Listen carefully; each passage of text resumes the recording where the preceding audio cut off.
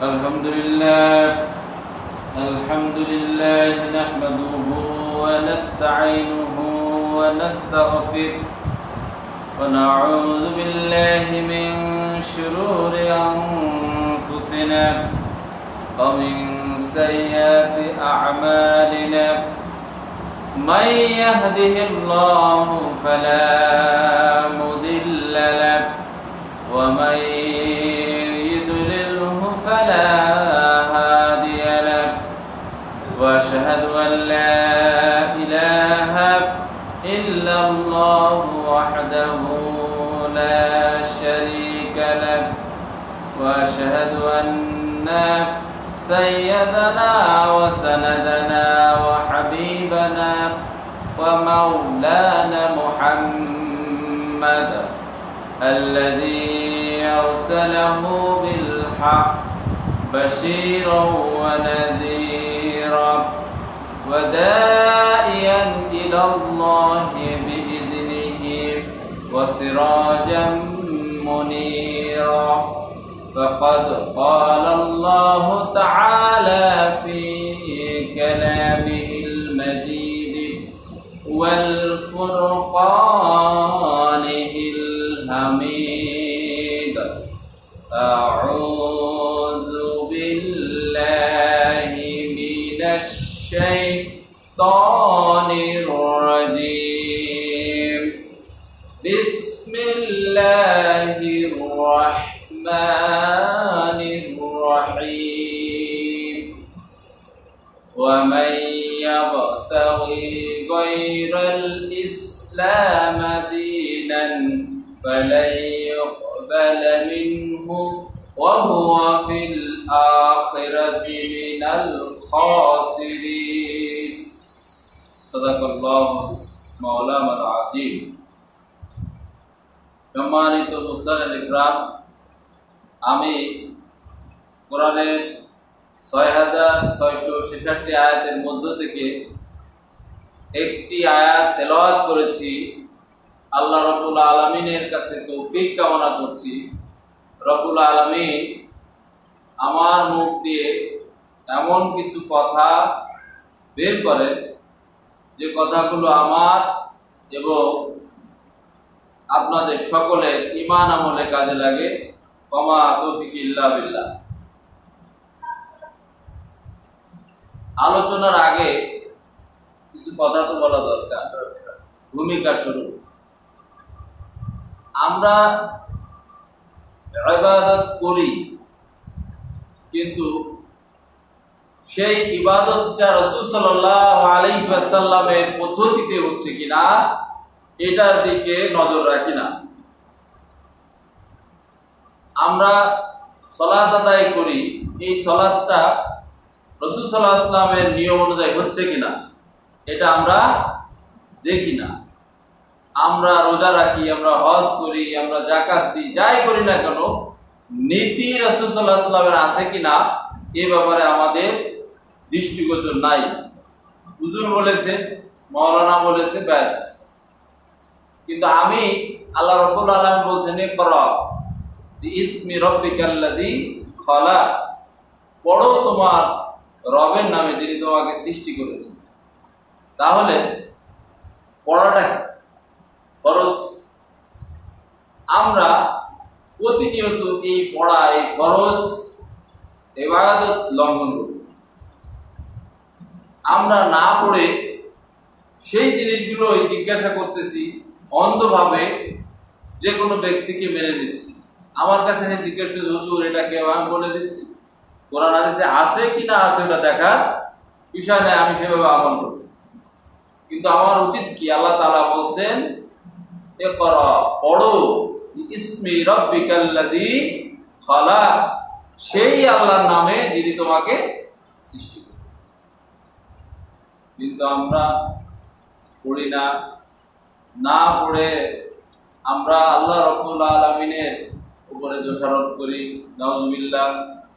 সাহাবা আজমাইন, তাবেঈন, তাবেঈনদের যুগ থেকে আজ পর্যন্ত যত মুহাদ্দিস মুফাসসিরিন এসেছেন তাদের মত জানার চেষ্টা করি না, তাদের মত কিভাবে বলা আছে সেটা জানার চেষ্টা করি না। আল্লাহ রাব্বুল আলামিন আমাদেরকে যে বিধানগুলো দিয়েছেন সেই বিধানগুলো জানার চেষ্টা করি না। শুধু আমার বাপ করেছে, দাদা করেছে, এই কারণেই আমরা করতে থাকি। ঠিক তদ্রূপ আজকে যদি আপনি দেখেন পবিত্র কোরআনে কারিমে কাফেরদেরকে প্রশ্ন করা হতো, মা হাযিহি তামাসিলুল্লাতী ওয়া আনতুম লাহা আকিফুন ক্বালু ওয়াজাদনা আবাআনা ওয়া আনতুম লাহা আবিদুন। কাফেরদের যদি প্রশ্ন করা হতো, তোমরা কেন সেই জিনিসের উপাসনা করো, এই যে মূর্তিগুলোর উপাসনা করো যা তোমাদের উপকার করতে পারে না, কেন করো? কাফেররা বলতো, তারা বলতো, ওয়াজাদনা আবাআনা, আমি করি না, শুধু আমার বাপ করেছে, তার বাপ করেছে, তার বাপ করেছে, এই জন্যই আমি মূলত করি। এটা হচ্ছে কাফের মুশরিকদের বৈশিষ্ট্য। এই জন্য আমাদেরকে জানতে হবে, আল্লাহ তাআলা এই জন্য বলছেন, ইকরা বিইসমি রাব্বিকাল্লাযী খলাক, পড়ো, জানতে হবে, জানা আমাদের জন্য ফরজ। রাসূল সাল্লাল্লাহু আলাইহি ওয়াসাল্লাম বলছেন, তালাবুল ইলমি ফারিদাতুন আলা কুল্লি মুসলিম ওয়াল মুসলিমাত, প্রত্যেকটা জ্ঞানবান নরনারীর পরে, মুসলমানদের পরে জ্ঞান অর্জন করা, ইলম অর্জন করা ফরজ আইন। কিন্তু আপনি এসে জিজ্ঞাসা করতেন, হুজুর এই মাসলা কি হবে? হুজুর একটা বলে দিল, অন্ধভাবে সেটা অনুসরণ করতে। হুজুর যদি মিথ্যা বলে, তিনিও তো মানুষ। হুজুর যদি ভুল বলে, মিথ্যা না, হুজুর যদি ভুল বলে, মানবীয় ভুল তো হতেই পারে, হতে পারে না? তাহলে আপনি আমি কি জবাব দেব? এই জন্য আমাদেরকে পড়তে হবে, জানতে হবে, বুঝতে হবে। আজকে এই জ্ঞানের স্বল্পতার জন্য ইহুদি, বৌদ্ধ, খ্রিস্টানেরা আমাদের উপরে ডমিনেট করে, শোষণ করে, আমাদেরকে নির্যাতন করে, আমাদের উপরে ক্ষমতাগিরি করে। আজকে আমরা যখন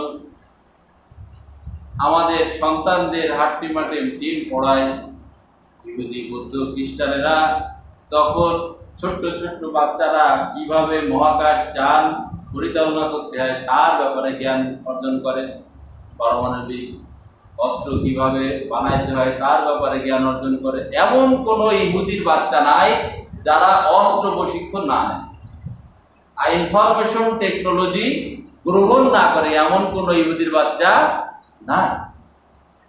তারা আধুনিকতার এত শীর্ষে যে তারা জ্ঞান চর্চা করার কারণে আজকে বিশ্বের এমন কোন দেশ নাই যেখানে মোসাদের এজেন্ট নাই। হয়তো আপনারা মনে করবেন মোসাদ, মোসাদ হচ্ছে ইসরায়েলি গোয়েন্দা সংস্থা।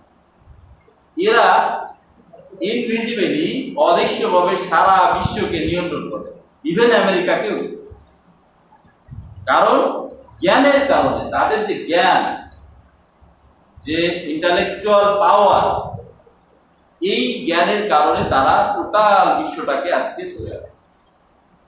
আর আমরা মুসলমানেরা বসে বসে করেই কে নাভির নিচে হাত বাঁধলো আর কে রাফে আদায়ন করলো, আমাদের দৌড়, আমাদের জ্ঞানের বহর হচ্ছে এতটুকু, কে নাভির নিচে হাত বাঁধলো। নাভির নিচে যারা বাঁধে ওরা মুসলমান না, ওরা ফাসিক। যারা বুকের উপর হাত বাঁধে তারা বলে ওরা ফাসিক, এরা মুসলমান না। ওই সেই গল্পের মতো যে দুই হুজুর গেছে, গেলে গোপনে জিজ্ঞেস, হুজুর উনি কেমন? তো গরু। আবার আর একজন আসছে, উনি কেমন? গাধা। খাবারের সময় একজনের গরুর খাবার আর একজন গাধার খাবার দিয়ে। আমাদের দশা তো এই। অথচ আল্লাহ প্রথম রাসূল সাল্লাল্লাহু আলাইহি ওয়াসাল্লামকে যে ওহী অবতীর্ণ করলেন সেটা ছিল ইকরা, পড়ো। কি পড়বা? বিইসমি রাব্বিকাল্লাযী খলাক। আচ্ছা, সারা বিশ্বের দিকে লক্ষ্য করে দেখেন, গণিত বিদ্যা কাদের অবদান? আমাদের মুসলমানদের। রসায়ন বিদ্যা কাদের অবদান? আমাদের মুসলমানদের। যে কোনো বিদ্যায় যান না কেন, সমস্ত বিদ্যার ক্রিয়েটর মুসলিম। অথচ আজকে আমরা আমাদের হারানো গৌরব ভুলে গিয়েছি। আমরা নিজেদের সাথে নিজেরা লাগালাগি করি। আর এই লাগালাগির কারণ হচ্ছে 1857 সালে মিস্টার গ্লাডস্টোন নামে একজন ইংল্যান্ডের পার্লামেন্টিয়ান ছিল। তিনি একটা প্রস্তাবনা রেখেছিলেন পার্লামেন্টে, so long as the Muslim have the Quran, যতক্ষণ পর্যন্ত মুসলমানদের কাছে কোরআন থাকবে, we shall be unable to dominate them, আমরা তাদের ডমিনেট করতেই পারবো না, শোষণ করতে পারবো না, শাসন করতে পারবো না। তখন সমস্ত পার্লামেন্টেরিয়ানরা বলল যে আচ্ছা, আপনি যখন প্রপোজালটা দিলেন, আপনি এর সলিউশন দেন তো, আপনার ব্রেনে, আপনার মস্তিষ্কে কি আসে? তখন মিস্টার গ্লাডস্টোন বলল, আমাদের কি করতে হবে, ইদার টেক ইট, মুসলমানদের কাছ থেকে ছিনিয়ে নিতে হবে। এরপরে দেখা গেল গ্র্যান্ড ট্রাঙ্ক রোডের পরে লক্ষ লক্ষ আলেম ওলামাদেরকে ইংরেজরা মেরে ঝুলিয়ে রাখছে, হাফেজদেরকে শহীদ করে দিচ্ছে, সমস্ত কোরআন ভস্মীভূত করে দিয়েছে অথবা সাগরে কালেক্ট করে ফেলে দিয়েছে। এরপরে ইংরেজরা দেখে মুসলমান আরো বাড়ে,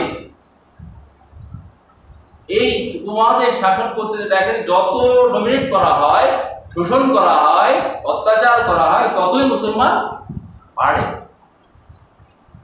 তখন আবার পার্লামেন্টের লোকজন একত্রিত হয়ে বলল, মিস্টার গ্লাডস্টোন, তোমার প্রপোজালের কারণে তো মুসলমান আরো বাড়ে। এমন কোন আলেম নাই যে আলেমদেরকে গ্র্যান্ড ট্রাঙ্ক রোডের পরে ফাঁসি দেওয়া হয় না, তাহলে মুসলমান এত বাড়ে কেন? তখন উনি বললেন, for love to live loss it, এই যে কোরআন, এই যে সুন্নাহ, এই যে হাদিস, এই যে ইজমা, এই যে কিয়াস, এর থেকে সবই থাকবে মুসলমানদের ঘরে, কিন্তু ভালোবাসাটাকে দূরীভূত করে দিতে হবে। কোরআন থাকবে, সেলফের পরে থাকবে, কোরআন থাকবে, মাঝে মাঝে বসে আবার রেখে দেবে, কিন্তু রিড করবে না, পড়বে না, আন্ডারস্ট্যান্ডিং করবে না, রিসার্চমূলক, গবেষণামূলক কোনো পড়াশোনা তারা করবে না। তাহলে কি করতে হবে? ডিভাইড অ্যান্ড রুল চালু করেন, ভাগ করেন, এই শাসন করেন। ভাগ মুসলমানদের না করা পর্যন্ত শাসন করা যায়। তাহলে কি করেন? মুসলমানদের মধ্য থেকে বড় বড় মোল্লাদেরকে ধরেন, মোল্লাদেরকে ট্যাম্পটেশন দেন, গ্রিড দেন, লক্ষ লক্ষ হাজার বিলিয়ন ডলার তাদের পিছনে খরচ করেন। দাড়ি, টুপি, পাগড়ি, পাঞ্জাবি, মুফতি, হাফেজ, মাওলানা সব ঠিক আছে, কিন্তু দেখা যাচ্ছে সেটা ইহুদির বাচ্চা, ইহুদির এজেন্ট। মুসলমানের ঘরে জন্মগ্রহণ করেও ইহুদি মোসাদের এজেন্ট। কেন? তাদের কাজ হচ্ছে তুমি নামাজের কথা বলবা, রোজার কথা বলবা, হজের কথা বলবা, জাকাতের কথা বলবা, ইসলামের আহকাম সম্পর্কিত সব কথা বলবা, কিন্তু ইখতিলাফি বিষয়গুলো বারবার হাইলাইট করবা। এই ইখতিলাফি বিষয়গুলো যখন হাইলাইট হবে, মুসলমান মারামারি করে শেষ হবে। ইহুদি, বৌদ্ধ, খ্রিস্টানদের আর মুসলমানদের কিছু করা লাগবে না, তাদের সাথে যুদ্ধ লাগবে। এভাবে মুসলমানদেরকে ডমিনেটেড করতেছে। আফসোস, মুসলমানদের নিজেদের প্রথম যে দায়িত্ব ছিল, রাসূল সাল্লাল্লাহু আলাইহি ওয়াসাল্লাম এত ধ্যানের পরে, দীর্ঘ 40 বছর পরে, ধ্যানের পরে যখন আল্লাহ রাব্বুল আলামিন প্রথম ওহী নাযিল করলেন, ইকরা বিইসমি রাব্বিকাল্লাযী খালাক, পড়ো তোমার রবের নামে যিনি তোমাকে তৈরি করেছে। অথচ আমরা এই ব্যাপারে সম্পূর্ণ অজ্ঞ। কিন্তু যারা পড়তে চায় না, তাদের যদি জমি কেউ জাল দলিল করে নিয়ে যায়, তার স্থাবর সম্পত্তি, অস্থাবর সম্পত্তি কেউ যদি কুক্ষিগত করতে চায়, দেখা যাচ্ছে কোথায় গেলে আমার সিএস রেকর্ডটা পাওয়া যাবে, কোথায় গেলে আমার এস রেকর্ডটা পাওয়া যাবে, কোথায় গেলে আমার আরএস রেকর্ডটা পাওয়া যাবে। এখানে যদি দলিল না হয়ে থাকে, মোহাম্মদপুরে হয়েছে কিনা, যশোরে হয়েছে কিনা, কারণ এক সময় জেলার বাইরেও খুঁজে খুঁজে বের করে, দলিল এনে উপস্থাপন করে, মিয়া তুমি আমার জমি কিভাবে তুমি দখল করো? দিস ইজ মাই ল্যান্ড, এটা তো আমার জমি। আমার পৈতৃক সম্পত্তি, আমি ওয়ারিশ সূত্রে মালিক, এতটা পরিশ্রম করতে পারো সামান্য পার্থিব বিষয়ের জন্য, অথচ তোমার সবচেয়ে বড় কাজ ছিল তোমার ইলম, তোমার দ্বীন তোমাকে খালেস করতে হবে, কিন্তু তুমি সেই বিষয়ে পড়াশোনা করো না। আফসোস মুসলমানদের। আজকে যদি মুসলমানেরা, ইখতিলাফ আগেও ছিল, এখনো থাকবে, ভবিষ্যতেও থাকবে, কারণ রাসূলুল্লাহ সাল্লাল্লাহু আলাইহি ওয়াসাল্লাম এক এক সময় এক এক ধরনের আমল করেছেন। কখনো রাফে আদান করেছেন, কখনো করেন নাই, কখনো বুকে হাত বেঁধেছেন, কখনো নাভির নিচে হাত বেঁধেছেন, কখনো ছেড়েই দিয়েছেন।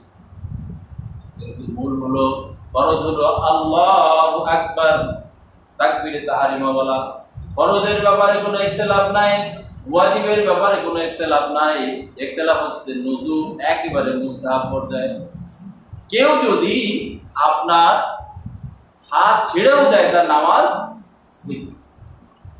আজকে মুসলিম উম্মার ঐক্য যখন হচ্ছিল, তখন দেখা যায় যে কওমি বেফাক বোর্ড প্রশ্নের মধ্যে অমুক মতবাদ বলতে কি বুঝো, যখন সকলে একটা ইউনিটি প্ল্যাটফর্মে চলে আসতেছিল বাংলাদেশের সকল আলেম ওলামা, তখন কওমি বেফাক বোর্ড এই মোসাদের এজেন্ট এদের মধ্যে আছে, নিশ্চিত। আপনারা জেনে রাখেন, কে নাম বলতে পারছি না, তবে আছেই। কারণ তাদের কাজ হচ্ছে, যখনই মুসলমান ঐক্যবদ্ধ হবে তখনই ফুট কাটা, ফুট কেটে সেই ঐক্যটাকে বিনষ্ট করে দেওয়া। কারণ ঐক্য থাকলে কখনোই আমাদের মধ্যে বিজাতীয়রা এসে আমাদের শাসন ডমিনেট করতে পারবে না। এই জন্য ভূমিকাতে যে কথাগুলো বললাম, আমরা সবাই বি কেয়ারফুল। যে যে মতে থাকুক না কেন, যদি আল্লাহকে, রাসূল সাল্লাল্লাহু আলাইহি ওয়াসাল্লাম বললেন যে আচ্ছা, একজন চাঁদ দেখেছে, বললো যে তুমি কি, ওই বেদুইনকে বললো যে তুমি কি আল্লাহকে মানো? হ্যাঁ। আমি কি? আপনি মুহাম্মদ সাল্লাল্লাহু আলাইহি ওয়াসাল্লাম, আপনি আমাদের রাসূল। যাও, এটা তোমাদের মুসলমান ভাই, এর শাহেদ, এর সাক্ষ্য গ্রহণ করা হবে। আমি যেভাবেই চলি না কেন, যদি হাদিসের পরে আমল করি, সেটা যদি আল্লাহ রাসূল সাল্লাল্লাহু আলাইহি ওয়াসাল্লাম থেকে প্রমাণিত হয়, সে আমার ভাই। হোক সে হানাফি, হোক সে মালিকি, হোক সে হাম্বলি, হোক সে আহলে হাদিস, সকলেই আমার ভাই। আপনি যদি কাবা শরীফে যান, যারা হজ করতে গিয়েছেন তারা জানেন, কাবা শরীফে কেউ হাত ছেড়ে দিচ্ছে, কেউ নামাজের মধ্যে এরকম ব্রাশ করতেছে মেসওয়াক দিয়ে, আবার কেউ রাফে আদান করতেছে, সেখানে একটাও শব্দ নাই ভাই তুমি এই করো কেন, ভাই তুমিও করো কেন। যার যার মতের পরে আমল করতেছে। কিন্তু আজকে আমরা দেখা যায়, আমার ভাই যখন মার খায়, আমি ইহুদি বৌদ্ধ খ্রিস্টানদের সাহায্য করি। হযরত আমির মুআবিয়া রাদিয়াল্লাহু তাআলা আনহুর একটা ঘটনা এই মুহূর্তে মনে পড়ে গেল। হযরত আমির মুআবিয়া রাদিয়াল্লাহু তাআলা আনহুর সাথে আলী রাদিয়াল্লাহু তাআলা আনহু বিরোধী হয়েছিল না? এই বিরোধের সুসংবাদে রোমের সম্রাট আমির মুআবিয়া রাদিয়াল্লাহু তাআলা আনহুকে পত্র লিখলো, এ আমির, আমি জানি আলী রাদিয়াল্লাহু তাআলা আনহুর সাথে তোমার ইখতিলাফ হয়েছে। শোনো, তুমি যদি চাও আলী রাদিয়াল্লাহু তাআলা আনহুর বিপক্ষে তোমার পক্ষে 1 লক্ষ সৈন্য আমি পাঠাইতে পারি, আমাকে মিত্র ভাবতে পারো। এই চিঠি যখন আমির মুআবিয়া রাদিয়াল্লাহু তাআলা আনহুর হাতে আসলো, এই চিঠিটা পড়েই উল্টো পিঠে লিখলেন। প্রথম শব্দ হচ্ছে, হে রোমের কুত্তা, তুমি যদি মনে করে থাকো আমার ভাই আলী রাদিয়াল্লাহু তাআলা আনহুর সাথে মতনৈক্যর সুযোগ নিয়ে মুসলমানদেরকে তুমি হত্যা করবা, লুণ্ঠন করবা, মুসলমানদের পরে শাসন পরিচালনা করবা, তাহলে তুমি শুনে রাখো, আলী রাদিয়াল্লাহু তাআলা আনহুর পক্ষে, তোমার বিপক্ষে সর্বপ্রথম যেই তরবারিটা ধারণ হবে সেটা হচ্ছে আমি আমির মুআবিয়ার। কি ইখতিলাফ ছিল না? তারপরেও যখন বিজাতীয়রা এই কাজটি করেছে, সাথে সাথেই বলেছে প্রথম যে তরবারিটা ধারণ হবে সেই তরবারিটা কার? এইভাবেই আমাদেরকে থাকতে হবে। যে যে মতেই থাকুক না, আমার দিনই ভাই, প্লাস ভাই তুমি আমল করতে করো। যদি আমরা করতে পারি, আজকে ইউনাইটেড থাকতে পারি, তাহলে আমরা মায়ানমারে মার খেতাম না, আমরা ফিলিস্তিনে মার খেতাম না, আমরা আফগানে মার খেতাম না, আমরা ইন্ডিয়াতে নামাজরত অবস্থায় ওই মালায়নের বাচ্চারা আমাদেরকে লাথি মারতে পারতো না। যদি আমরা ইউনাইটেড থাকতাম, আজকে আমরা সারা বাংলাদেশ নয়, সারা বিশ্বের মুসলমানেরা আমরা মনে করি বাঙালিরা মাঠে খাক, আমরা তো খাই না। গেছে কেন? অথচ আল্লাহ তাআলার ওই কালেমার মতো ওয়ামা লাকুম লা তুকাতিলুনা ফি সাবিলিল্লাহ ওয়াল মুস্তাদআফিনা মিনার রিজাল ওয়ান নিসা ওয়াল বিলদান আল্লাযীনা ইয়াকুলুনা রাব্বানা আখরিজনা মিন হাযিহিল ক্বরিয়াতিজ যালিমি আহলুহা। ওয়ামা লাকুম, হোয়াট হ্যাপেন্ড, কি হয়েছে? লা তুকাতিলুনা ফি সাবিলিল্লাহ, তোমরা আল্লাহর রাহে কতল করছো না, জিহাদ ফি সাবিলিল্লাহ করছো না। ওয়াল মুস্তাদআফিনা মিনার রিজাল ওয়ান নিসা ওয়াল বিলদান, অথচ নির্যাতিত নিপীড়িত মা বোন, ছোট ছোট বাচ্চারা, আল্লাযীনা ইয়াকুলুনা, যারা বলছে রব্বানা, হে আমাদের রব, আখরিজনা, বের করে নিয়ে যান, মিন হাযিহিল ক্বরিয়াতিজ যালিমি, এই জালেম সম্প্রদায় থেকে বের করে নিয়ে যান। ওয়াজআল লানা মিন লাদুনকা ওয়ালিয়্যা, হয় একজন অভিভাবক পাঠান। ওয়াজআল লানা মিন লাদুনকা নাসীরা, অথবা আপনার সাহায্য করুন। সূরা হিসাব ৭৭ নম্বর আয়াত। আজকে বাস্তবতা দেখুন, মায়ানমারের মুসলমানেরা মার খেতে খেতে শেষ হয়ে যাচ্ছে, ফিলিস্তিনের মুসলমানেরা মার খেতে খেতে শেষ হয়ে যাচ্ছে। এমন কোন দেশ নাই মুসলিম দেশ যেখানে মুসলিমরা নির্যাতিত নয়। অথচ আমরা এখানে বসে আমরা কি করি, তালাশ করি, ওই হুজুর ভালো না, এক হুজুর আর এক হুজুরের সাথে কাদা ছোড়াছুড়ি করি। মিয়া, যে সময় বাংলাদেশ আক্রান্ত হবে, খুব তাড়াতাড়ি গাজওয়াতুল হিন্দ এই দেশে সংগঠিত হবে। শুনে রাখুন, হিন্দুস্তানের সাথে মুসলমানদের যুদ্ধ সংগঠিত হবে, রাসূল সাল্লাল্লাহু আলাইহি ওয়াসাল্লামের ভবিষ্যৎবাণী। এই যুদ্ধে যদি আপনার সরঞ্জাম না থাকে, আপনি যদি ফিজিক্যাল ফিটনেস না থাকে, আপনি যুদ্ধ করবেন কি করে? আজকে ভারতীয় রয়ের এজেন্ট রন্দে রন্দে প্রবেশ করেছে বাংলাদেশে। হুজুর বেশে হোক, সাধু বেশে হোক, উকিল বেশে হোক, জজ বেশে হোক, পুলিশ সুপার বেশে হোক, অথবা বাংলাদেশের আপনি চিন্তা করেন 584টা থানার 500টা থানার ওসি হচ্ছে হিন্দু। চিন্তা করছেন, দ্বিতীয় বৃহত্তম মুসলিম দেশের 500টা থানার ওসি হচ্ছে হিন্দু, সকল কটা দেওয়া চেঞ্জ। আমি জানি এই কথাটা রিক্স আছে, যাচ্ছে ইন্টারনেটে যাচ্ছে, তারপরও বলতে হবে, হক কথা বলতে হবে। কেন? আমার দেশে কি মুসলিম নাই? আমরা কি মুসলমানের সন্তান নয়? ভারতীয় দাদাদের সন্তুষ্ট করার জন্য এমন কিছু নাই যে দাঁত দেওয়া হচ্ছে মুসলমানদের। আমরা যদি অতীত ইতিহাস তাকাই, কামাল আতাতুর্ক মিশরের শয়তান ছিল। কামাল আতাতুর্ক সে ক্ষমতা কুক্ষিগত করে রাখার জন্য, ক্ষমতায় টিকে থাকার জন্য সে পশ্চিমাদের সাথে আঘাত করে সে মুসলমানদের মসজিদগুলো বন্ধ করে দিয়েছিল। কোনো আজান আরবিতে হবে না, মিশরীয় ভাষায় দিতে হবে। কেউ পর্দা করতে পারবে না, কেউ কোরআনে কারিম তেলাওয়াত করতে পারবে না। কেউ যদি নামাজ পড়ে তাকে ধরে জেলখানায় আবদ্ধ করে দেওয়া হবে। এই ছিল মিশরের কামাল আতাতুর্ক।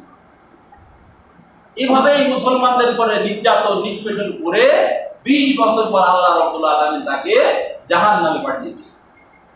আজকে আমরা যদি এখনো সতর্ক না হই, আল্লাহ রাব্বুল আলামিন সামনে যে যুদ্ধ আসতেছে গাজওয়াতুল হিন্দ, এই যুদ্ধে অংশগ্রহণ করে শহীদ হওয়ার তৌফিক দান করুন, সবাই বলেন আমিন।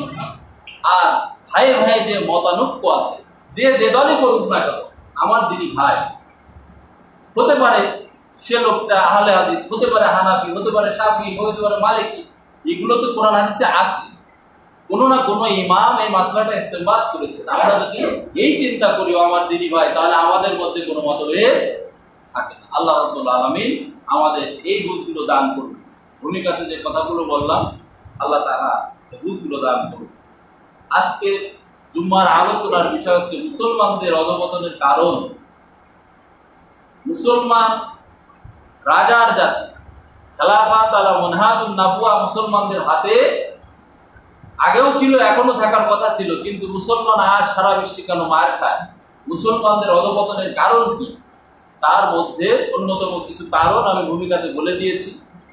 এবার যে কারণটা আমি কোরআনে কারিম থেকে তেলাওয়াত করব, জানাবো, সেটা হচ্ছে অধঃপতনের কারণ হচ্ছে আল্লাহ তাআলা, আমি প্রথমে একটা আয়াত তেলাওয়াত করেছি, ওয়া মান ইয়াবতাগি গায়রাল ইসলাম দীনান ফালা ইউকবালা মিনহু ওয়া হুয়া ফিল আখিরাতি মিনাল খাসিরিন। যারা ইসলাম ছাড়া জীবন ব্যবস্থা হিসেবে অন্য কিছু কামনা করে, আল্লাহ রাব্বুল আলামিন তাদের থেকে সেটা গ্রহণ করবেন না। জীবন ব্যবস্থাটা কি? জীবন ব্যবস্থা হচ্ছে কমপ্লিট কোড অফ লাইফ, পূর্ণাঙ্গ জীবন ব্যবস্থা। আপনার ব্যক্তিগত জীবন, আপনার পারিবারিক জীবন, আপনার সামাজিক জীবন, আপনার রাষ্ট্রীয় জীবন, আপনার আন্তর্জাতিক জীবন, প্রত্যেকটি জীবনে আপনি আল্লাহ রাব্বুল আলামিন এবং তার রাসূলের আদর্শকে মেনে নেবেন। এটা যদি মেনে না নেন, আল্লাহ বলছেন ওয়া মান ইয়াবতাগি গায়রাল ইসলাম দীনান, ইসলাম ছাড়া যদি অন্য কোনো মতাদর্শ আপনি আপনার কমপ্লিট কোড অফ লাইফ হিসেবে গ্রহণ করেন, তাহলে আল্লাহ রাব্বুল আলামিন তা কবুল করবেন না, আর আপনি আখিরাতে ক্ষতিগ্রস্ত হবেন, মানে আপনি জাহান্নামে। আল্লাহ রাব্বুল আলামিন প্রথমেই যে মতবাদটি আল্লাহ বহির্ভূত, ইসলাম বহির্ভূত, কমপ্লিট কোড অফ বহির্ভূত, সেই মতবাদটির নাম হচ্ছে সেকুলারিজম। কি মতবাদ? সেকুলারিজম। অনেকে গায়ে পড়তে পারে, ভাই এটা আমার কথা না, আল্লাহ এবং তার রাসূলের কথা, যদি গায়ে পড়ে মাফ করে দিয়ে। সেকুলারিজম ধর্মহীনতা। এই ধর্মহীনতা সম্পর্কে আল্লাহ তাআলা সূরা বালাদের 11 নম্বর আয়াতে কি বলছেন? ফালা তাতাহামাল আকাবা, বস্তুত সে ধর্মের ঘাটিতে প্রবেশ করে নাই। যারা ধর্মীয় বিধান পালন করতে চায় না, ধর্মভিত্তিক পলিটিক্স করতে চায় না, ব্যক্তিগত জীবন চালাতে চায় না, পারিবারিক জীবন চালাতে চায় না, সামাজিক জীবন চালাতে চায় না, আন্তর্জাতিক জীবন চালাতে চায় না, তাদের ব্যাপারে আল্লাহ তাআলা সূরা বালাদের 11 নম্বর আয়াতে বলছে বস্তুত সে ধর্মের ঘাটিতে প্রবেশ করতে চায় না। এবার ধর্মনিরপেক্ষতার সংজ্ঞা আমার মধ্যে বললে তো হবে না। যারা সেকুলারিজম তৈরি করেছে, অক্সফোর্ড ডিকশনারির যদি ডেফিনেশন দেখেন, সেখানে বলা হয়েছে the morality, the religion should be independent, completely independence from politics is called secularism. নৈতিকতা, ধর্মকে পলিটিক্স থেকে, রাজনীতি থেকে মুক্ত করার নামই হচ্ছে ধর্ম নিরপেক্ষতা, ধর্মহীনতা। আপনি আল্লাহ রাব্বুল আলামিন বলেছেন ওয়া মান ইয়াবতাগি গায়রাল ইসলাম দীনান, ইসলাম ছাড়া অন্য কোনো কোড অফ লাইফ যদি কেউ জীবন আদর্শ হিসেবে গ্রহণ করে, ফালা ইউকবালা মিনহু, তার থেকে সেটা নেওয়া হবে না, ওয়া হুয়া ফিল আখিরাতি মিনাল খাসিরিন, আখিরাতে সে জাহান্নামে ক্ষতিগ্রস্ত। এত কিছু জানার পরেও যদি আমার মতো মানুষ সেকুলারিজম গ্রহণ করে, আবার নামাজও পড়ে, নামাজে এসে আমি বলতেছি ইয়াকা না'বুদু ওয়া ইয়াকা নাস্তাঈন, রব্বুল আলামিন আমরা তোমার ইবাদত করি, তোমারই গোলামি করি, তোমার কমপ্লিট কোড অফ লাইফ মেনে চলি, আর তোমারই কাছে সাহায্য চাই। কিন্তু যখনই বাইরে যায় তখন সেকুলারিজম ভালো লাগে, সেকুলারিজম মতাদর্শ গ্রহণ করি, পলিটিক্স করি সেকুলারিজম হিসাবে, আন্তর্জাতিক জীবন পর্যন্ত ধর্ম যার যার, উৎসব সবার, এটা মনে করি। ধর্ম নৈতিকতা যে রাজনীতিতে নাই, ধর্ম যে রাজনীতিতে নাই, তার নামই হচ্ছে সেকুলারিজম, ধর্মহীনতা। এই কথাটা আমার নয়, যারা তৈরি করেছেন তাদের কথা, এবং অক্সফোর্ড ডিকশনারিতে এই ডেফিনেশনটা দেওয়া আছে। এরপরে আসেন এই যারা ধর্মহীন হয় তাদের সম্পর্কে আল্লাহ তাআলা কি বলেছেন? এরা স্বার্থ হাসিল করার জন্য ওলামায়ে কেরামদের ব্যবহার করে। ওই যে একটু আগে ভূমিকাতে যে কথাগুলো বলছিলাম, স্বার্থ হাসিল করার জন্য আল্লাহ তাআলা সূরা আরাফের 134-35 নম্বরের আয়াতে বলছেন ক্বালু ইয়া মূসা উদউ লানা রাব্বাকা বিমা আ'ইদা ইনদাকা, তাদের উপর যখন বিপদ এসে পড়লো তখন তারা বলল, হে মূসা আমাদের জন্য তোমার রবের নিকট দোয়া প্রার্থনা করো। এই যে ধর্মহীন যারা হয়, এরা যখন বিপদে পড়ে আলেম ওলামার কাছেই ঘুরে ফিরে আসে। মূসা আলাইহিস সালামের কাছে ফিরআউন যখন বিভিন্ন রকম আযাব গজব আল্লাহর পক্ষ থেকে আসলো, কখনো ব্যাঙের, কখনো রক্তের, এগুলো আপনারা জানেন। এই আযাবগুলো যখন আসলো তখন ফিরআউন এসে বলল, মূসা আচ্ছা ঠিক আছে, যা হয়েছে হয়েছে, তুমি আল্লাহর কাছে ইয়ে করো, আল্লাহ যেন এই বিপদ থেকে আমাদের উদ্ধার করে। বিপদে পড়লেই ওলামা ইকরাম, আবার বিপদ চলে গেলেই তারা রাষ্ট্রদ্রোহী, দেশদ্রোহী, এরা হচ্ছে জঙ্গি, এরা হচ্ছে রাজাকার, এরা হচ্ছে অমুক, এরা হচ্ছে তমুক, এই সমস্ত লকব দিয়ে মোল্লাদেরকে এমন ভাবে খাটো করে যে তাদের কাছে যেন বাচ্চা কাচ্চারা না যায়। দেখুন, মহাকবি মিল্টন একটা কথা বলেছিলেন, if you teach your children, যদি তুমি তোমার শিশুকে 3টা আর শিক্ষা দাও, if you teach your children 3 hours, reading, writing and arithmetic, leaving the 4th, you will get 5th. 4th is religion and 5th is rascality. যদি ধর্ম শিক্ষা 4 নম্বর না দাও, সে তোমার সন্তান হবে 5 নম্বর, সেটা কি? বদমাশ, রাস্কেল হবে। কোরআন হাদিসের কথা না, ওরাই গবেষণা করে পেয়েছে। এই মহাকবি মিল্টনের মতো একটা লোক, তিনিই বলেছেন যে living the 4th, you will get 5th, that is rascality. সুতরাং এই ইহুদি, বৌদ্ধ, খ্রিস্টানেরা, এই ধর্ম নিরপেক্ষরা এই ওলামাদের এমন ভাবে ব্যবহার করে যে তার বাচ্চাগুলো যেন, আগে ছোটবেলায় মক্তবগুলো কি সুন্দর শব্দ হতো, মক্তবগুলো শেখানো হতো, এখন অধিকাংশ জায়গায় মক্তবগুলো উঠে যাচ্ছে। আমাদের বাচ্চাদের শেখানো হচ্ছে হাট্টি মাটিন টিম, তারা মাঠে পাড়ে ডিম, তাদের খেলার উপর সিম, তারা হাট্টি মাটিন টিম। কি শিখবে? কো এডুকেশনের নামে যা শেখানো হচ্ছে, কি শিখবে এরা? ধর্ম বইতে দেয়া হচ্ছে মূর্তি, ছবি, পিকচার দেওয়া হচ্ছে, কি শিখবে এরা বলুন? আপনি যদি মুসলিম হন, আপনাকে বুঝতে হবে আমার সন্তানকে আমি অবশ্যই আল্লাহর পথে আনতে হবে। আপনার সন্তান অনার্স করুক, মাস্টার্স করুক, বাংলা লাইনে পড়ুক, কোনো সমস্যা নাই, কিন্তু ফান্ডামেন্টাল নলেজ, ইসলামিক ফান্ডামেন্টাল মৌলিক যে নলেজ আছে, আল্লাহ, রাসূল, কিয়ামত, হাসর, মিজান, নামাজ, জান্নাত, জাহান্নাম, এই যে শিরক, বিদআত, এই কনসেপশন গুলো যদি ছোটবেলা থেকে আপনার বাচ্চাকে দিতে পারেন, ওই বাচ্চা কখনো বদমাইশ হবে না, ওই বাচ্চা কখনো চাকরিতে যে ঘুষ খাবে না, ওই বাচ্চা কখনো কোনো খারাপ কাজ করবে না, কারো প্রতি জুলুম করবে না। অথচ আজকে আমরা তার শিক্ষা না দিয়ে আমরা দিচ্ছি ঘোড়ার ডিম শিক্ষা। এই দোষ কাদের? এই দোষ আমাদের। আজকে আপনারা ইংলিশ মিডিয়াম পড়ার জন্য, ভার্সিটিতে পড়ার জন্য লক্ষ লক্ষ টাকা খরচ করতেছে, কিন্তু একটা আরবি মাস্টার তাকে দিচ্ছেন 100 টাকা, 200 টাকা, তাও দেরি করে দেন।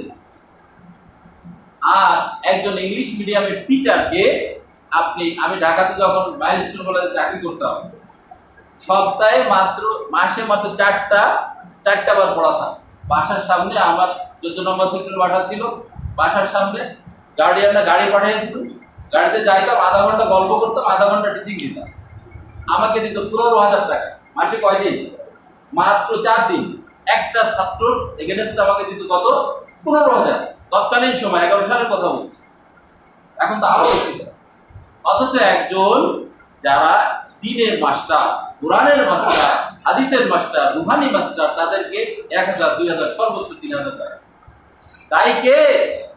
আল্লাহ রাব্বুল আলামিন বলবেন কিয়ামতের এই কঠিন ময়দানে, ইকরা, পড়ো কিতাবাকা, তোমার কিতাব, কাফা বিনাফসিকাল ইয়াউমা আলাইকা হাসিবা। আজকে তুমি তোমার এই আমলনামা পড়ার জন্য তুমি যথেষ্ট। সাবধান, বি কেয়ারফুল, এই ধর্ম নিরপেক্ষ মতবাদ থেকে দূরে থাকে, কারণ এরা বিভিন্ন সময় বিভিন্ন কাজ করে থাকে। এরপরে ধর্ম নিরপেক্ষ শাসনকর্তা যারা হয়, আল্লাহ রাব্বুল আলামিন তাদের সম্পর্কে বলেছেন এরা ঈমানদারদের নির্যাতন করে। তাদের প্রথম কাজ হয়, যারা ঈমানদার, আল্লাহ এই শব্দটা বিশ্বাস করে, যারা আল্লাহর জমিনে, জমিন কার? বলেন, জমিন কার? আকাশ কার? বাতাস কার? তাহলে জমিন যার, আকাশ যার, বাতাস যার, মানুষ যার, প্রাণী যার, হুকুম চলবে কার? আল্লাহ বলছেন আলা লাহুল খালকু ওয়াল আমর, আমার আদেশ চলবে, আমার সৃষ্টি, যেহেতু সৃষ্টি যার, আইন চলবে তার। আপনি যখনই এই কথাটা বলবেন, ধর্মনিরপেক্ষ মতবাদের গোষ্ঠী, শাসক গোষ্ঠী আপনাকে ধরবে, আপনাকে জেলখানায় প্রেরণ করবে। আল্লাহ রাব্বুল আলামিন সূরা আরাফের 124 নম্বর আয়াতে বলছেন, লা উকাত্তিয়ান্না আইদিয়াকুম ওয়া আরজুলাকুম মিন খিলাফিন সুম্মা লা উসাল্লিবান্নাকুম আজমাইন। আল্লাহ রাব্বুল আলামিন বলছেন, লা উকাত্তিয়ান্না আইদিয়াকুম, এই ধর্ম নিরপেক্ষ শাসক ফিরআউন ধর্মহীন শাসক, সে মানুষদেরকে ধরতো, ইমানদারদেরকে ধরতো, উকাত্তিয়ান্না কর্তন করতো, আইদিয়াকুম দুই হাত। কেন আল্লাহর প্রতি ঈমান আনিস, কেন বলিস আলাহুল খালকালা, সৃষ্টি যার, বিধান চলবে তার, এই কথা কে বলেছে? আনা রব্বুকুমুল আলা, আমিই তো হচ্ছে এই জগতের রব। আল্লাহ আবার কে?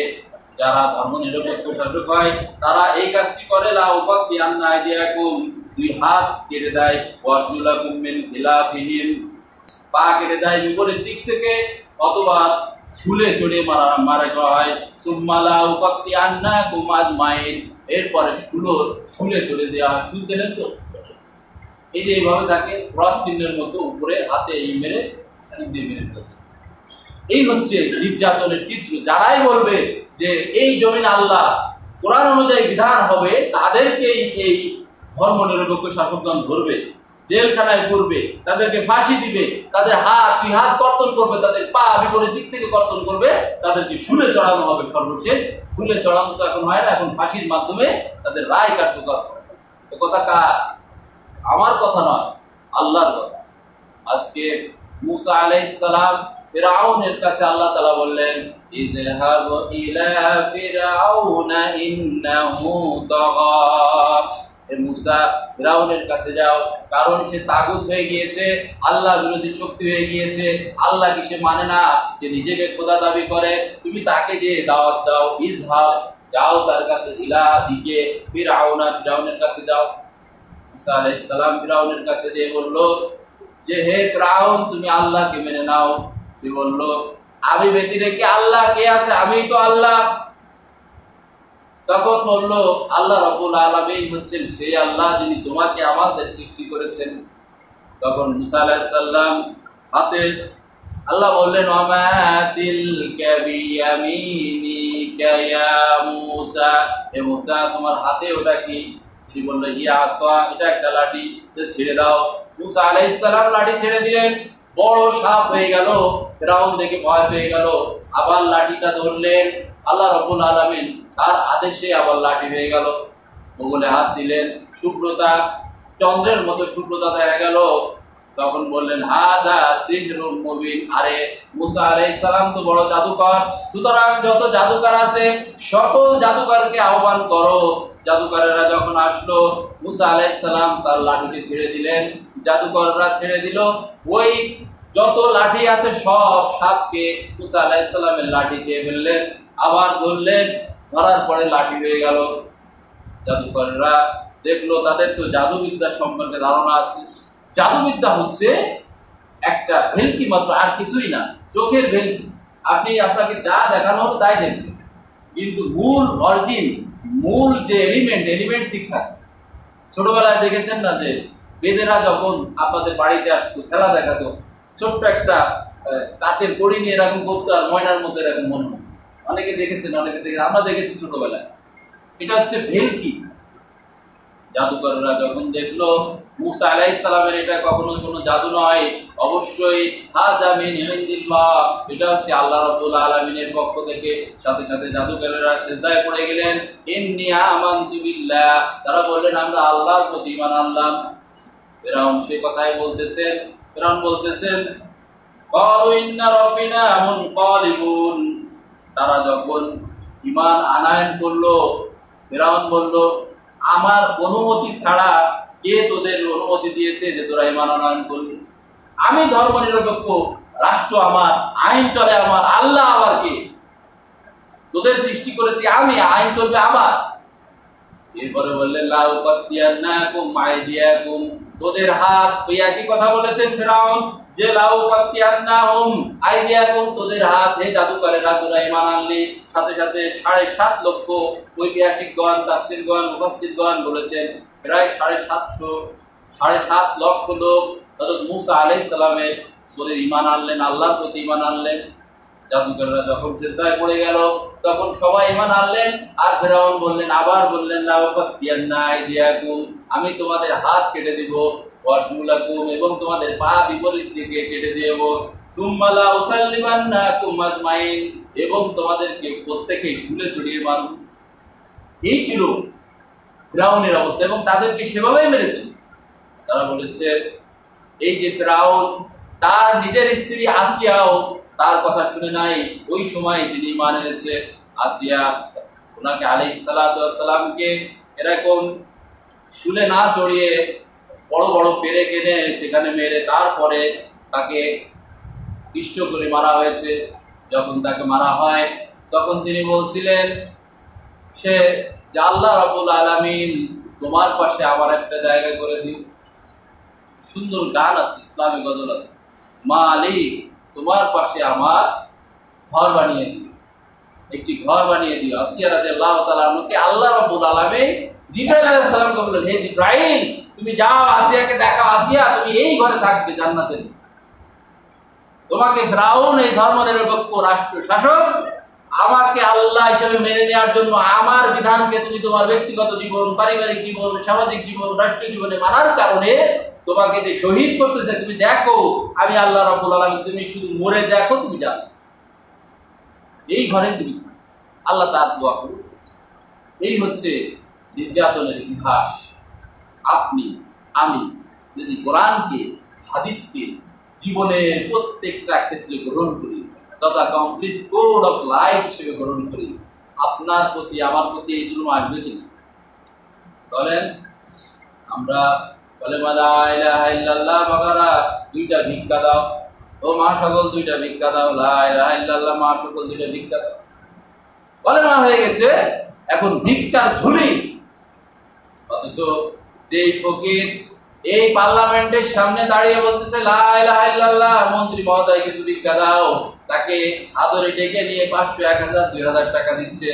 ও যদি ওই ফকির না, ওই ধরনের মানুষ যদি এখানে গেদার হয়ে অ্যাসেম্বল করতো, জমায়েত হয়ে যদি তারা বলতো লা ইলাহা, নেই কোনো ইলাহা, নেই কোনো আইনদাতা, নেই কোনো বিধানদাতা, ইল্লাল্লাহ, কেবলমাত্র শুধুমাত্র আল্লাহ, আল্লাহ ছাড়া কারোর হুকুম নাই, কারো আইন দেওয়ার ক্ষমতা নাই, আল্লাহ যে আইন দিয়েছেন এই আইনই চলবে, ইনিল হুকমু ইল্লা লিল্লাহ, সাথে সাথে ওই সমস্ত অ্যাসেম্বলকৃত লোকদেরকে ধরা হতো। রাসূল সাল্লাল্লাহু আলাইহি ওয়াসাল্লাম বলছেন, আল্লাহ বলছেন, ফায়ুফাতুর রাজুল, তাদেরকে ধরা হতো। ওয়ান খাব্বাব ইবনে আরিফ রাদিয়াল্লাহু তাআলা, এই হাদিসটা মশহুর হাদিস, প্রায় আমি বলি বিভিন্ন জায়গাতে। ওয়ান খাব্বাব ইবনে আরিফ রাদিয়াল্লাহু তাআলা, হযরত খাব্বাব ইবনে আরিফ রাদিয়াল্লাহু তাআলা বর্ণনা করতেছেন, সাকাউনা ইলা রাসূলুল্লাহ সাল্লাল্লাহু আলাইহি ওয়াসাল্লাম, রাসূলুল্লাহ সাল্লাল্লাহু আলাইহি ওয়াসাল্লাম কাবা শরীফের ছায়ায় আরাম ফরমাচ্ছেন। হযরত খাব্বাব রাদিয়াল্লাহু তাআলা মার খেয়ে রাসূলের কাছে গিয়ে বললেন, আলা তানতাসিরুলানা, হে রাসূল, আল্লাহর সাহায্য কখন আসবে? আলা তাদুলানা, আমরা তো মার খেতে খেতে শেষ হয়ে গেলাম। যখনই আপনি কলেমার দাওয়াত দিয়েছেন, মুহাম্মদ সাল্লাল্লাহু আলাইহি ওয়াসাল্লাম যখন কলেমার দাওয়াত দেয়, তখন তিনি বলেছিলেন, ইয়া সাফা, ইয়া সাফা, সমস্ত লোক গেদার হলো, অ্যাসেম্বল হলো, বললো আলামি ডাকতেছে, কি ব্যাপার? যখন গেল তখন বলল, আচ্ছা মক্কাবাসী, তোমাদেরকে আমি যদি বলি এই পাহাড়ের পাদদেশে শত্রু বাহিনী তোমাদের আক্রমণ করার জন্য বসে আছে, তোমরা বিশ্বাস করবে নাকি? সাথে সাথেই বললো যে, ইয়া রাসূলুল্লাহ, ইয়া আল-আমিন, ইয়া আস-সাদিক, আপনি তো কখনো মিথ্যা কথা বলেন নাই, সুতরাং অবশ্যই বিশ্বাস করব। তিনি বললেন, ইয়া কওমি ইবুদুল্লাহ কুলু লা ইলাহা ইল্লাল্লাহ তুফলিহুন, হে আমার জাতির লোকেরা, হে আমার কওমের লোকেরা, তোমরা লা ইলাহা, নেই কোনো ইলাহ, নেই কোনো আইনদাতা, নেই কোনো বিধানদাতা, নেই কোনো রিজিকদাতা, ইল্লাল্লাহ, আল্লাহ ছাড়া কোনো লাভ নাই, কোনো মানাত নাই, কোনো উজ্জা নাই, কোনো আমল নাই, কোনো মূর্তির কোনো ক্ষমতা নাই, ইল্লাল্লাহ, একমাত্র সব বিধান দেওয়ার ক্ষমতা আল্লাহ। এই কথা যখন বললেন, তারই চাচা এক খণ্ড উপল খণ্ড বা পাথর খণ্ড বা স্টোন যাই বলেন না কেন নিয়ে বললেন, তাব্বাল্লাকা ইয়া মুহাম্মদ, এ মুহাম্মদ তুই ধ্বংস হ।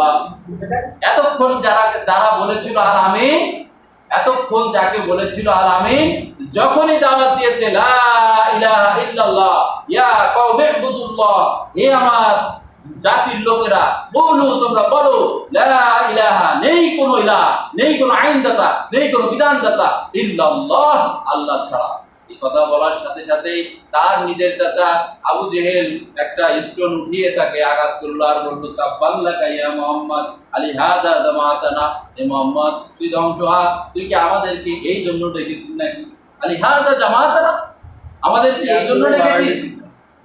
তখন মুহাম্মদ সাল্লাল্লাহু আলাইহি ওয়াসাল্লামকে মেরে রক্তাক্ত করলো আর আল্লাহ রাব্বুল আলামিন সূরা আল-আহকাম নাযিল করলেন, এটা আপনারা জানেন। সুতরাং যারা ইসলামের কাজ করেন, নামাজ পড়েন, রোজা রাখেন, হজ করেন, যাকাত দেন, ইসলামের আহ্বান করেন, যাদের ধর্ম নিরপেক্ষ শক্তি, যারা রাষ্ট্রীয় ক্ষমতায় বসে আছে, আদর করে নিয়ে খেতে দেয়, বুঝতে হবে আমার ইসলাম আর রাসূল সাল্লাল্লাহু আলাইহি ওয়াসাল্লামের ইসলাম এক নয়। রাসূল সাল্লাল্লাহু আলাইহি ওয়াসাল্লামের উম্মত যেখানে থাকবে আমি সেখানে থাকতে পারবো না। আল্লাহ তাআলা বলেছেন, হাসিবান নাস, মানুষ কি মনে করে নিয়েছে আইয়ুতরাকু ওয়া ইয়াকুলু আমান্না, ঈমান এনেছি এমনি ছেড়ে দেওয়া হবে? ওহুম লা ইফতানুন, কোনো পরীক্ষা করা হবে না। ওয়ালাকাদ ফাতান্নাল্লাযীনা মিন ক্বাবলিহিম ফালা ইয়া'লামান্নাল্লাহুল্লাযীনা সাদাকু ওয়া লা ইয়া'লামান্নাল কাযিবিন। আল্লাহ দেখতে চান কে তার ঈমানের দাবিতে সত্যবাদী। যদি আপনি আপনার ঈমানের দাবিতে সত্যবাদী হন, আপনি জান্নাতি। আপনাকে জেলে যেতে হবে, আপনাকে ফাঁসির কাস্টে ঝুলতে হবে। যদি আল্লাহ রাব্বুল আলামিনকে রব ইলাহ বলে হিসেবে মেনে নেন, প্রথম যে বাধা দিবে সেই বাধা দিবে ধর্ম নিরপেক্ষ শক্তি। এই ধর্ম নিরপেক্ষ শক্তি আপনাকে ফাঁসি, বিভিন্ন লকব দিয়ে আপনাকে বলা হবে আপনি রাজাকার, আপনাকে বলা হবে আপনি ধর্মহীন, আপনি জঙ্গি, বিভিন্ন লকব দিয়ে আপনাকে জেলখানায় ধরা হবে এবং আপনাকে ফাঁসির কাস্টে দেওয়া হবে, শহীদ করে দেওয়া হবে। যেমনটি এই মুসা আলাইহিস সালামের উম্মতের পরে ফিরাউন করেছিল যে লা ইউকাত্তিয়ান্নাকুম আইদিয়াকুম, কারণ তাদের তো কোনো দোষ ছিল না। আল্লাহ বলেন, ওয়ামা নাকামু মিনহুম ইল্লা আইয়ুমিনু বিল্লাহিল আজিজিল হামিদ আল্লাযী লাহু মুলকুস সামাওয়াতি ওয়াল আরদ। ওয়ামা নাকামু, তাদের কোনো দোষ ছিল না, তাদের দোষ একটাই ছিল, ইল্লা আইয়ুমিনু বিল্লাহ, তারা ঈমান আনয়ন করেছিল আল্লাহর প্রতি, আল্লাযী লাহু মুলকুস সামাওয়াতি ওয়াল আরদ, যে আল্লাহ আকাশ এবং জমিনের রব, আইনদাতা, বিধানদাতা, তার কথা বলার কারণেই তাদেরকে অত্যাচার করা হয়েছে। পৃথিবীতে এমন কোন নবী নাই, ইব্রাহিম আলাইহিস সালাম, হযরতে মূসা আলাইহিস সালাম, হযরতে ঈসা আলাইহিস সালাম, মুহাম্মদুর রাসূলুল্লাহ সাল্লাল্লাহু আলাইহি ওয়াসাল্লাম, যারাই বৈশ্বিক বাণী আল্লাহর পক্ষ থেকে যে বাণী এসেছে, এই বাণীর দাওয়াতি কাজ করেছে, প্রত্যেকে অত্যাচারিত হয়েছে। আমরা দাওয়াতি কাজ করলে যদি অত্যাচারিত না হই, জেলে না যায়, ফাঁসির কাস্টে না যায়, শহীদ না হই, তাহলে বুঝতে হবে আমার ইসলাম আর রাসূল সাল্লাল্লাহু আলাইহি ওয়াসাল্লামের ইসলাম এক নয়। বুঝতে হবে আমার ইসলাম আবু বকর রাদিয়াল্লাহু তাআলা আনহুর ইসলাম এক নয়, আমার ইসলাম সাহাবা আজমাইনদের ইসলামের মতো এক নয়। কারণ সাহাবারা ইসলামের দাওয়াত দিয়েছে, তারা মার খেয়েছে, শিবে আবু তালিবের মধ্যে 3.5 বছর জেলখানায় আবদ্ধ থেকেছে, লতা পাতা গাছের ছাল বাকল খেয়ে তাদের ছাগলের মতো লেবি হয়েছে, এমন কষ্ট করেছে তারা। আর আপনি ইসলামের দাওয়াত দেন, আপনাকে বাসায় দাওয়াত করে নিয়ে খাওয়ায়, মন্ত্রী সাহেব খাওয়ায়, এমপি সাহেব খাওয়ায়, মাথায় পাগড়ি দেয়, আপনাকে বাইতুল মোকাররমের খতিব করা হয়, আপনাকে শোলাকিয়ার খতিব করা হয়, আপনাকে বিভিন্ন জায়গার খতিব করা হয়, লক্ষ লক্ষ বিলিয়ন বিলিয়ন টাকা আপনার পিছনে ব্যয় করে। কেন করে? এই একটা মাত্র কারণে, ওই যে প্রথম যেটা বলেছিলাম, ব্রিটিশদের যে ডিভাইড অ্যান্ড রুল, মোসাদের এজেন্ট তৈরি করার জন্য, রয়ার এজেন্ট তৈরি করার জন্য, তাদের পক্ষে কাজ করার জন্য এই ওলামাদের তৈরি করে রাখে, এই ধর্মহীন শক্তির পক্ষে এই ওলামাদের তৈরি করে রাখে। বি কেয়ারফুল, এই সমস্ত ওলামা একরামের ধারে কাছে যাবেন, তাদের কথাও শুনবেন না। যদি শোনেন তাহলে কিয়ামতের মাঠে তাদের সাথে জাহান্নামের অধিবাসী হবে। কারণ ওলামা বলতে বর্তমান বিশ্বে শয়তানের মতো এত বড় আল্লামা, অত বড় ওলামা আর হতে পারে না। কারণ শয়তান আদম আলাইহিস সালামকে দেখেছে, নূহ আলাইহিস সালামকে দেখেছে, ঈসা আলাইহিস সালামকে দেখেছে, মুহাম্মদ সাল্লাল্লাহু আলাইহি সাল্লামকে দেখেছে। তাহলে প্রত্যেকটা নবীর শরীয়ত সে জানে, অত বড় আলেম আর পৃথিবীতে কেউ নাই। কিন্তু আল্লাহ রাব্বুল আলামিন তাকে তো জাহান্নামে দিবে। সুতরাং বি কেয়ারফুল, আমরা ধর্মহীন রাজনীতি যারা করে তাদের থেকে দূরে থাকি। যদি আমরা দূরে না থাকি, কিয়ামতের এই কঠিন ময়দানে আল্লাহ রাব্বুল আলামিন আপনাকে আমাকে সেই দিন আসামির কাঠগড়ায় দাঁড় করাবে। আল্লাহ রাব্বুল আলামিন বলবেন, ইকরা পড় কিতাবাকা, তোর কিতাব, কাফা বি নাফসিকা আল-ইয়াওমা আলাইকা হাসিবা, you are enough to read your work. তুই তোর আমলনামা পড়ার জন্য তুই যথেষ্ট।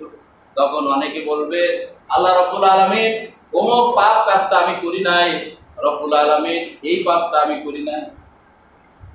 তখন তার মুখকে বন্ধ করে দেওয়া হবে, হাত পা সকলেই কথা বলবে, পালাই যাওয়ার কোনো ব্যবস্থা নাই। এই জন্য যার কাছেই যান না কেন, আল্লাহ রাব্বুল আলামিন দিকে ফিরে আসুন, কোরআনের দিকে ফিরে আসুন, হাদিসের দিকে ফিরে আসুন। তাহলেই আপনার জীবন যদি কমপ্লিট কোড অফ লাইফ, ব্যক্তিগত জীবনে, পারিবারিক জীবনে, সামাজিক জীবনে, রাষ্ট্রীয় জীবনে, আন্তর্জাতিক জীবন পর্যন্ত এই ভেদাভেদ ভুলে যে কে কোন মাসলা মানলো এটা দেখার দরকার নাই, কে হানাফি, কে শাফি, কে মালিকি, কে আহলে হাদিস, এটা দেখার দরকার নাই। আমাদের দেখার দরকার আমরা সবাই, আল্লাহ তাআলা বলেছেন ক্বালা ইন্নানী মিনাল মুসলিমিন, আমরা হলো মুসলমান। কাফের আল্লাহ তাআলা এই কথাটা বলে আমি শেষ করে দিচ্ছি। আল্লাহ রাব্বুল আলামিন বলছে মুহাম্মাদুর রাসূলুল্লাহ, মুহাম্মদ সাল্লাল্লাহু আলাইহি ওয়াসাল্লাম, ওয়াল্লাযীনা আমানু, এবং যারা ঈমানদার, আশিদ্দাউ আলাল কুফফার, কাফেরদের প্রতি তারা বদরু কঠোর, রুহামাউ বাইনাহুম, তারা একে অপরের প্রতি কোমল আকর্ষণীয় ভঙ্গিতে তারা কথা বলে। আনসার সাহাবীরা, তাদের দুইটা বউ ছিল, একটা তালাক দিয়েছে আর একটা গ্রহণ করেছে, ভাই তুমি নাও। দুইটা ঘর ছিল, একটা ঘর ছেড়ে দিয়েছে। আশিদ্দাউ আলাল কুফফার আর রুহামা বাইনাহুম। তাই আসুন আমরা প্রত্যেকেই সকল ভেদাভেদ ভুলে দিয়ে কমপ্লিট কোড অফ লাইফ হিসেবে কোরআন এবং সুন্নাহ, ইজমা এবং কিয়াসকে গ্রহণ করি। তাহলেই পরকালে মুক্তি পাবো, তাহলেই নাজাত পাবো। খবরদার, ধর্ম নিরপেক্ষতা যারা করে, রাষ্ট্রীয়ভাবে যারা ধর্ম নিরপেক্ষতা চালায়, তাদের সাথেও যেন না, তাহলে জাহান্নামী হবেন, জাহান্নামী হবেন, জাহান্নামী হবেন। আল্লাহ রাব্বুল আলামিন আমাদেরকে মাফ করুন। আমিন ওয়া আখিরু দাওয়ানা আলহামদুলিল্লাহ। নামাজ পড়ে যারা সুন্নাত পড়ে সুন্নাত